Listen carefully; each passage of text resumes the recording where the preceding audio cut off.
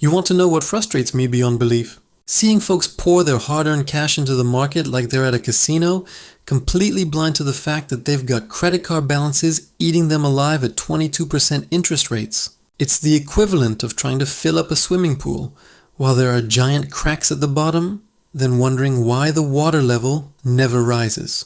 My name is Peter, and I've dedicated countless hours to understanding money, smart investment tactics, and why so many individuals seem committed to doing everything backwards when it comes to creating real wealth. If you're someone who genuinely wants to learn the correct sequence for putting your money to work, instead of just tossing dollars at whatever catches your attention, go ahead and hit that subscribe button. Drop a thumbs up on this video if it prevents you from making some costly errors. Let me share something that might really surprise you. Based on current research, 1 out of every 3 people in America has absolutely zero emergency savings. The middle range of what Americans actually have tucked away for unexpected situations is a massive $500. $500. That's less than what most folks shell out for their monthly vehicle payment. And it's actually dropped from $600 just 12 months earlier.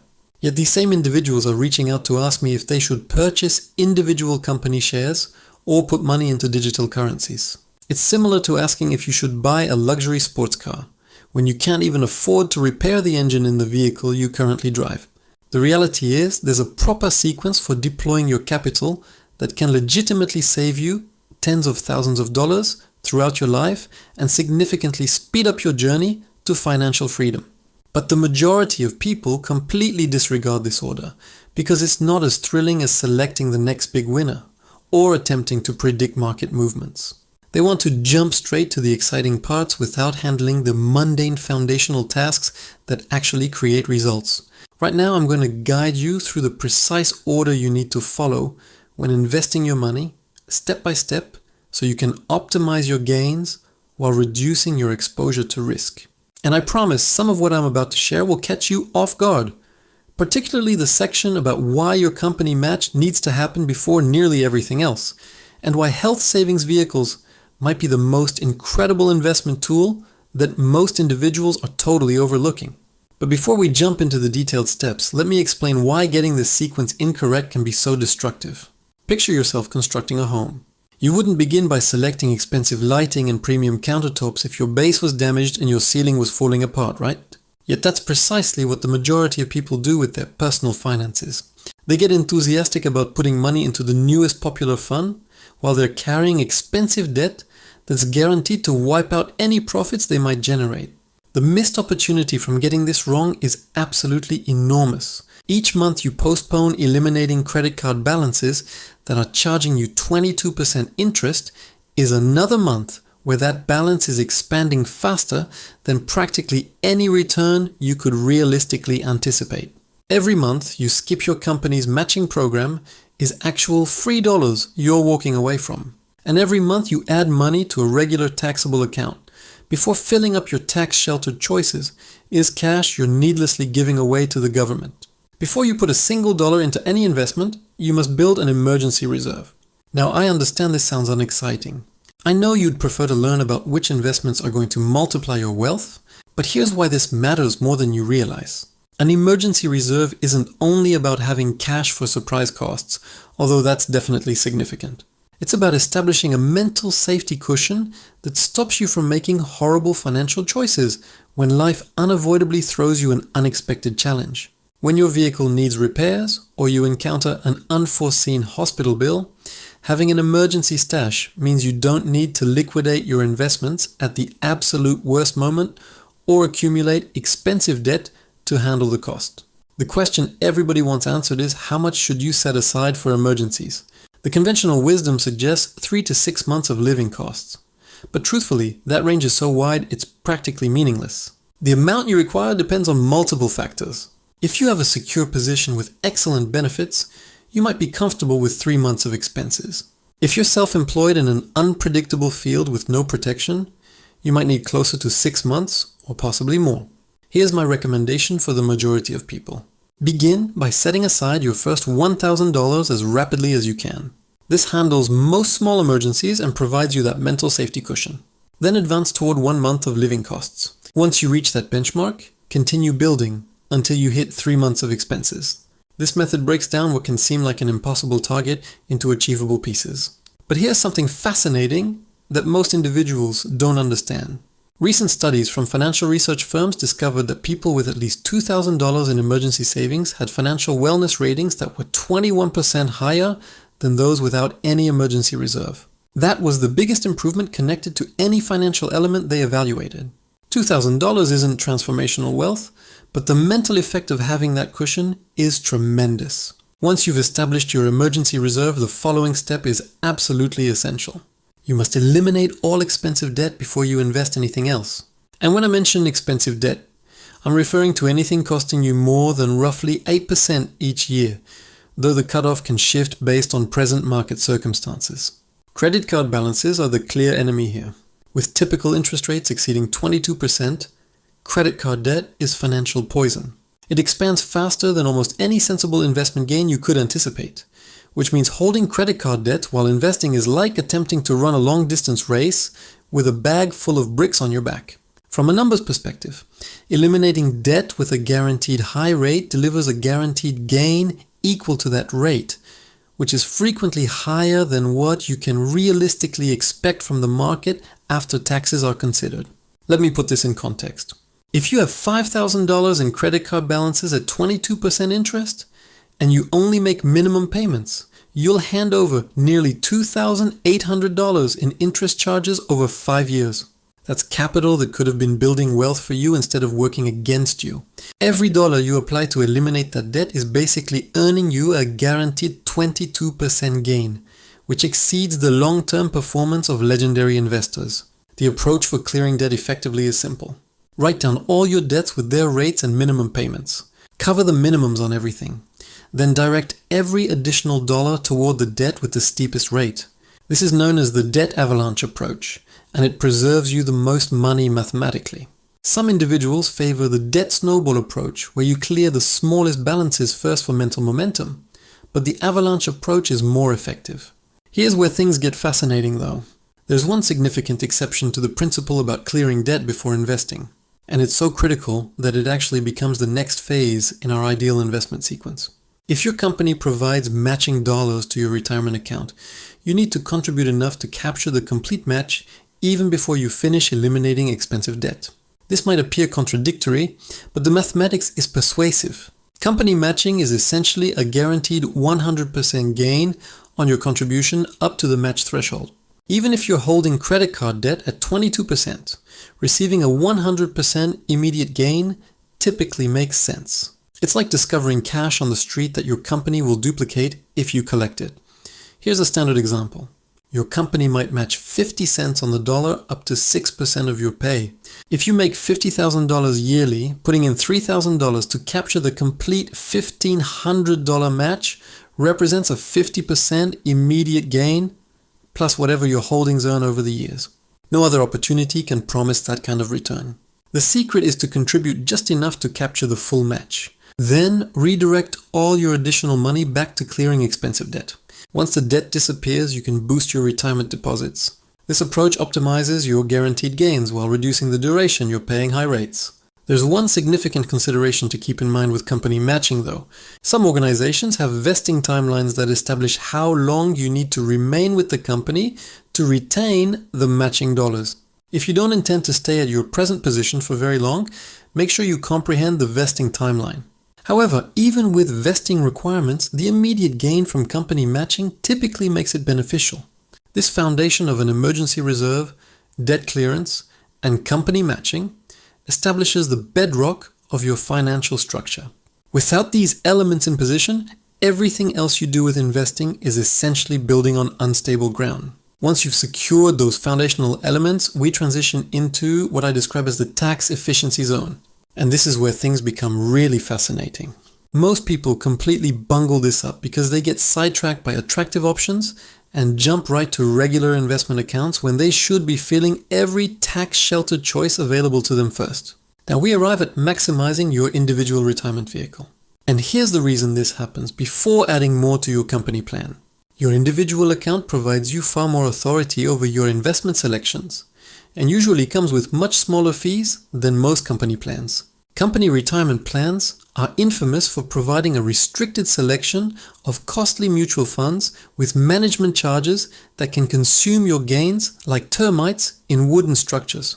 With an individual account, you can put money into low-cost index options that charge fees of just a few basis points instead of the 1 to 2% charges typical in many company plans. That might not sound significant, but over multiple decades, those fee variations can cost you tens of thousands of dollars. It's the difference between retaining your wealth and gradually feeding it to fund executives who drive more expensive vehicles than you do.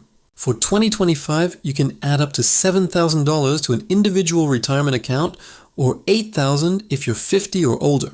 The additional contribution is like a reward for aging, except this one actually assists you in retiring comfortably. Once you've filled your individual account contributions, then you can return to your company plan and begin contributing beyond the match. But here's where the choice becomes more complicated, and it's something that keeps financial professionals employed and regular folks confused. You need to select between traditional and tax-free versions of these accounts. And the selection can legitimately save or cost you thousands in taxes throughout your lifetime. The choice comes down to a straightforward question that has a complex answer. Do you want to handle taxes now or later? Traditional accounts allow you to subtract contributions from your present taxable earnings, but you handle taxes when you take out the money in retirement. Tax-free accounts make you handle taxes immediately, but then all your withdrawals in retirement are totally tax-free. Here's the general principle that functions for most individuals. If you're presently in a high tax level and anticipate being in a lower one in retirement, select traditional accounts to receive the tax reduction now. If you're in a lower tax level now, but anticipate being in a higher one later, select tax-free accounts to handle the lower tax rate today.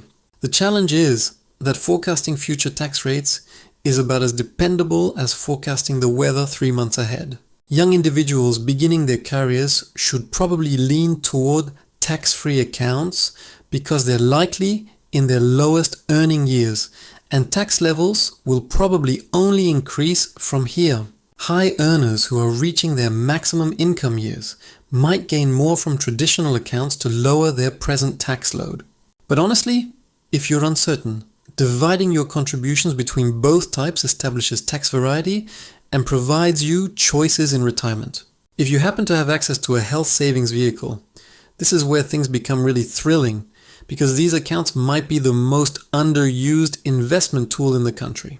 They're like the multi-tool of tax-sheltered accounts, providing not one, not two, but 3 separate tax advantages that make them absolutely remarkable for the appropriate people. You receive a tax reduction for contributions just like a traditional individual account. Your capital grows tax-free while invested, just like any retirement vehicle. And here's the element that makes health savings accounts special. Withdrawals for approved medical costs are totally tax-free, even in retirement. It's the only vehicle that provides you tax advantages on the way in, while the money expands in on the way out. For 2025, you can add up to $4,300 to a health savings account if you have single coverage, or up to $8,550 for family coverage. The requirement is that you need to have a high deductible health plan to qualify, which isn't appropriate for everyone. If you're young, in good health, and don't have substantial medical costs, a health savings account can be one of the most powerful retirement vehicles available. Here's the tactic that makes health savings accounts incredibly powerful. Cover your present medical costs directly if you can manage to, and allow your health savings money to remain invested in the market. Retain all your medical receipts because there's no time restriction on when you can pay yourself back for approved costs. You could cover a medical appointment today, retain the receipt, and pay yourself back from your health savings account 20 years from now, tax-free. After reaching 65, health savings accounts become even more adaptable. You can take out money for any reason, not just medical costs, though you'll handle income tax on non-medical withdrawals, just like a traditional individual account. But medical costs in retirement are essentially promised. So having a reserve of tax-free capital specifically for healthcare expenses is like having a hidden advantage against one of retirement's largest financial threats. The mathematics on health savings accounts can be absolutely remarkable. If you fill health savings contributions for 30 years and achieve a 7% yearly gain, you could have over $400,000 in totally tax-free money available for medical costs. Given that the typical couple retiring today will expend over $300,000 on healthcare throughout retirement, a health savings account can essentially make those expenses vanish from your retirement plan. Once you've maximized your health savings contributions, you return and fill your company plan contributions beyond the match. The 2025 contribution threshold is $23,500 for most individuals, or $31,000 if you're 50 or older. At this stage, you're really performing exceptionally from a tax viewpoint. Between your individual account, health savings account, and company plan, you could potentially protect over $35,000 yearly from present taxation if you're under 50, or even more if you're eligible for additional contributions. That's serious capital that gets to multiply without the government taking their portion every year. Here's something that might surprise you about this entire process. Most individuals never advance past this stage. The typical American preserves about 6% of their earnings, which usually isn't sufficient to fill even their company match and individual account contributions, let alone everything else. But if you're one of those individuals who can actually work through this complete sequence, congratulations. You're already in the top 5% of savers in the nation, and you're establishing yourself for a retirement that most people can only imagine. The wonderful thing about following this ideal order is that each phase builds on the previous ones, establishing a financial foundation that becomes stronger over time. Your emergency reserve stops you from derailing your advancement when life happens. Clearing expensive debt prevents you from losing money to interest charges. Optimizing company matching provides you guaranteed gains. Tax-sheltered accounts allow more of your capital to multiply without government interference. But we're not finished yet. Once you've worked through all these tax-sheltered choices, that's when we finally arrive at the phase that most individuals want to begin with: regular investment accounts. And there's a very particular approach for how to handle this final phase that can make the distinction between building genuine wealth and just having a pastime that occasionally generates money. Regular investment accounts are the open frontier of investing, where you can purchase individual company shares, trade advanced options, speculate on digital currencies, or just put money into good old index funds without any contribution thresholds or withdrawal limitations. It's also where most individuals make their largest errors because they think having access to every investment available automatically makes them more intelligent. Here's the thing about regular accounts that frustrates me intensely. People get so enthusiastic about the adaptability and unlimited contributions that they totally forget about the tax burden. Every dividend distribution gets taxed. Every time you liquidate an investment for a profit, the government wants their portion. It's like running a competition while someone keeps tossing obstacles in your path. You can still complete it, but it's going to be significantly harder than it needs to be. The tax effectiveness of keeping capital in retirement vehicles versus regular accounts can be absolutely staggering over time. Let's say you put $10,000 yearly for 30 years. In a tax-sheltered vehicle earning 7%, you finish with about $944,000. In a regular account with the same gain but handling taxes on dividends and profits along the way, you might finish with closer to $700,000. That's nearly $250,000 difference just from tax burden. But here's where regular accounts become valuable once you've maximized everything else. They provide complete adaptability. Need capital for a home payment in 5 years? No issue. Want to retire early before you can access your retirement vehicles? Regular accounts provide you the transition funding you require. Planning to leave capital to your children? Regular accounts receive a tax basis adjustment when you pass away, which can eliminate capital gains taxes entirely. So there you have it. The ideal sequence for deploying your capital that most individuals completely disregard in their rush to build wealth quickly. Emergency reserve, expensive debt, company match, individual account, health savings account, fill that company plan, then finally regular accounts. Follow this sequence and you'll be constructing wealth, while everyone else is still attempting to select the next big winner. Your future self will appreciate you for handling the mundane tasks first.